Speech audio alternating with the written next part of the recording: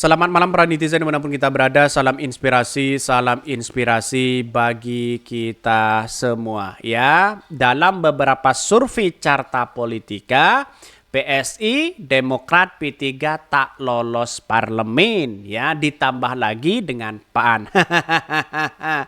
Ini gimana kalau Demokrat tidak lolos begitu kan ya? Semakin melosot ya, semakin anjlok mereka survei-survei mereka begitu. Sehingga apa yang terjadi, buat apa ada caleg-caleg sekarang ini kalau tidak terpilih kan percuma saja begitu kan.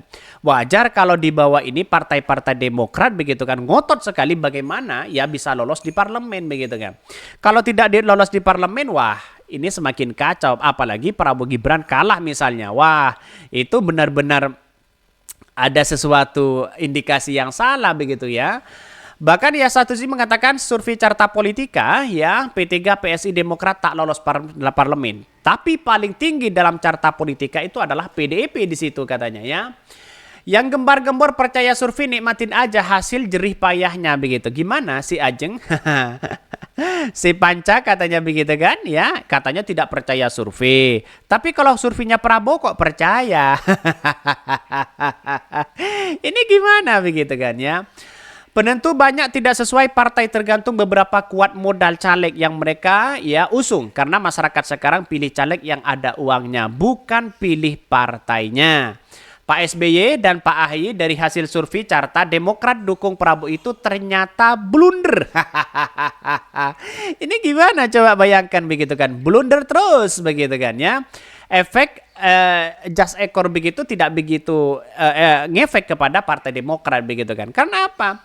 Orang yang suka Prabowo oke-oke aja, yang tidak suka Gibran. Kan begitu logikanya begitu. Artinya selama ini Partai Demokrat dikenal dengan kritikan yang sangat luar biasa begitu kan ya, tapi pada akhirnya mingkem ya, melempem begitu kan ya pada hari ini begitu ketika dihadapkan dengan seorang Jokowi begitu. Bahkan ya Demokrat sih lolos lah, jangan sampai dengan semena-mena yang bikin survei katanya. Survei ya surveinya tahu, cartakan begitu. Ya ini gimana begitu kan ya.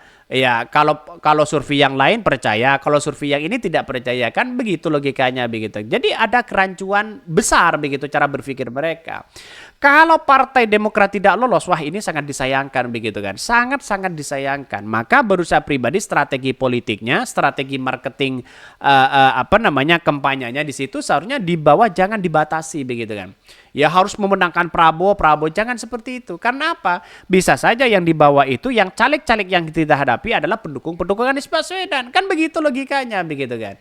Jadi saya rasa bahwa selama ini kalau ini dibangun begitu kan ya dengan dengan seksama, maka Partai Demokrat bisa saja ya akan menguasai parlemen begitu. Tapi kalau seperti ini terus saya kira agak jauh begitu kan ya.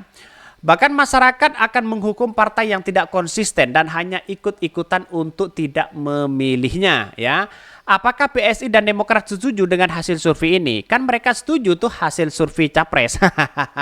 Itu kan sudah diungkapkan oleh saya begitu tadi begitu kan. Jadi ya perlu 11-12 kali lah begitu kan untuk berbicara strategi politik dari partai PSI, P3 dan Demokrat begitu kan ya. Karena apa? Karena tidak lolos, wah sangat disayangkan sekali begitu sebagai partai yang kemudian kemarin itu masih 9%. Kalau tiba-tiba tidak lolos kan ada sesuatu yang salah begitu kan ya. Jadi artinya apa? Artinya menurut saya pribadi begitu kan ya harus benar-benar dilakukan begitu. Sayang Partai Demokrat begitu kan ya. Survei carta PDIP tertinggi, P3 PSI Demokrat tak lolos di parlemen. Ya ini bayangkan begitu ya. Hasil survei dari lembaga carta politika menunjukkan PDIP memiliki elektabilitas tertinggi dibandingkan partai politik lainnya. Sementara itu urutan kedua ada Partai Gerindra yang menempel ketat dan Golkar menyusul dari posisi ketiga. PDIP 22,6%, Gerindra 18,2% dan Golkar 9,3% dan Nasdem 8,8%. Merupakan partai politik tertinggi pilihan responden pada pertanyaan pilihan partai politik jika pemilih umum dilaksanakan hari ini. Bunyi keterangannya hasil survei diterbitkan oleh Carta Politika. Selain PDIP, Gerindra, Golkar, dan Nasdem, Carta Politika menyebutkan ada 3 partai lain yang elektabilitasnya masih berada di atas ambang batas parliamentary threshold ya, sebesar 4%, di antara PKB 8%, PKS 6,8% dan PAN 4%. Sementara itu survei ini memprediksi Demokrat, P3, PSI dan Perindo tak melenggang ke Senayan dalam pemilu di 2024 karena tak lolos ambang batas parlemen. Wah, ini gimana begitu? Coba kita baca ini. Demokrat diprediksi hanya mengungguli elektabilitas 3,9%, selisih 1% begitu untuk ke parlemen begitu kan. Kemarin masih 4% sekian begitu, tapi sekarang 3,9%.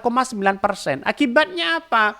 Ya akibatnya karena memang mereka gerasa-gerusu untuk menentukan pilihan mereka begitu. Sehingga apa yang terjadi? Yang terjadi kemerosotan survei, anjlok, masyarakat sudah tidak percaya begitu kan ya. Hanya cari simpati orang sana sini begitu kan. Tapi pada ujungnya kita lihat saja begitu. Apakah lolos atau tidak begitu kan ya. Bahkan ya dari prediksi ini ya diikuti oleh P3 3,6%, Perindo 2,8% dan PSI 1,9%. Padahal paling banyak angka ya dari keuangan dari PSI itu paling banyak miliaran di situ begitu kan. Sementara itu ada 6 partai politik beserta pemilu di 2024 lainnya tak mampu yang mendapatkan elektabilitas di atas 1%. Sementara yang tak menjawab ya sebesar 8%. Survei Carta Politika mengambil jumlah responden sebanyak 1.220.000 responden berusia 17 tahun ke atas dan menggunakan dengan metode wawancara tatap muka.